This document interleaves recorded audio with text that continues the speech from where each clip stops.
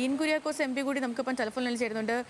Shri Dean Kuriakose M P, ഇപ്പോൾ ഇടുക്കിയിലെ സാഹചര്യം എന്ന് വെച്ചാൽ കുറച്ച് ഗുരുതരമാണ്. കാരണം മണ്ണിടിച്ചിലും ഉരുൾപൊട്ടലും ഒക്കെ റിപ്പോർട്ട് ചെയ്യപ്പെട്ടു. അതിനൊക്കെയും അപ്പുറം ഏറ്റവും സങ്കടകരമായ കാര്യം ഒരു മരണം കൂടി റിപ്പോർട്ട് ചെയ്യപ്പെടുന്നു എന്നുള്ളതാണ്.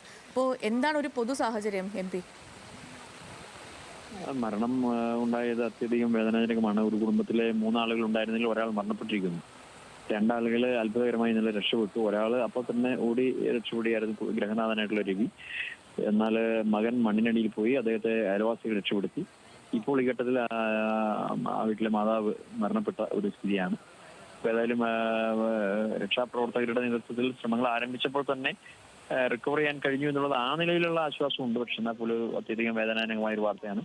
ഇപ്പൊ ഈ 9:30 മണിയോടുകൂടി ശക്തിപ്പെട്ട മഴ അതിശക്തമായി തുടരുകയും 4-5 മണിക്കൂർ സമയം നീണ്ടു നിൽക്കുകയും ചെയ്തപ്പോഴാണ് ഈ ഒരു ദുരന്തം ഉണ്ടായത് എന്നുള്ളത് ശ്രദ്ധിക്കേണ്ടതാണ്.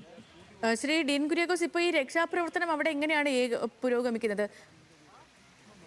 പ്രവർത്തനം ഇപ്പൊ ഏകദേശം നമ്മളിപ്പം 3 പേരുടെ വീടാണ് അപകടത്തിൽപ്പെട്ടത്. ഒരാളെ മാത്രമാണ് കണ്ടെത്താനുണ്ടായിരുന്നത്. ഇവിടുത്തെ രക്ഷാപ്രവർത്തനം ആ ഒരു നിലയിലുള്ള മാനേജ്മെന്റ് ഇപ്പോൾ ഇവിടെ അവസാനിക്കുകയാണ്. ബാക്കി ഭാഗങ്ങൾ അതിനനുസരിച്ചുള്ള കാര്യങ്ങളിലേക്ക് കടക്കേണ്ടതായിട്ടുണ്ട്. ഇപ്പോൾ വാഗമൺ ഭാഗത്ത് കോലാഹലമേടിലും ഒരാൾ ഇതുപോലെ തന്നെ വീടിന്റെ മുകളിലേക്ക് മണ്ണിടിഞ്ഞ് മരണപ്പെട്ടിട്ടുണ്ട്. ജില്ലയിൽ ഇപ്പൊ 2 മരണം സംഭവിച്ചിരിക്കുന്നു എന്നുള്ളതാണ്. ഓക്കെ. ഈ കഴിഞ്ഞ ദിവസം തന്നെ കാലാവസ്ഥാ വകുപ്പിന്റെ മുന്നറിയിപ്പും അല്ലെങ്കിൽ സംസ്ഥാന ദുരന്ത നിവാരണ അതോറിറ്റിയൊക്കെ മുന്നറിയിപ്പ് നൽകിയിരുന്നു ഈ പ്രദേശങ്ങളിലൊക്കെ ശക്തമായ മഴയുണ്ടാകും എന്നുള്ളത്. അപ്പോൾ അതുകൊണ്ട് തന്നെ ക്രമീകരണങ്ങളൊക്കെ നേരത്തെ ചെയ്യാൻ കഴിഞ്ഞായിരുന്നോ? അതിനൊപ്പം തന്നെ ഈ മറ്റ് ദുരിതാശ്വാസ ക്യാമ്പുകൾക്ക് പ്രവർത്തനം ആരംഭിച്ചിട്ടുണ്ടോ അവിടെ? ആശ്വാസ ക്യാമ്പുകളൊക്കെ റെഡിയാണ്. ഇപ്പൊ ഏതെല്ലാം ഭാഗത്ത് അനുസരിച്ചുള്ള കാര്യങ്ങൾ ചെയ്യേണ്ടതായിട്ടുള്ള അവിടെ എല്ലാം അനുസരിച്ചുള്ള ഒരു മുൻകരുതലും ദുരിതാശ്വാസ ക്യാമ്പിനുള്ള സജ്ജീകരണങ്ങളൊക്കെ നേരത്തെ തന്നെ റെഡിയാക്കിയിട്ടുണ്ട്.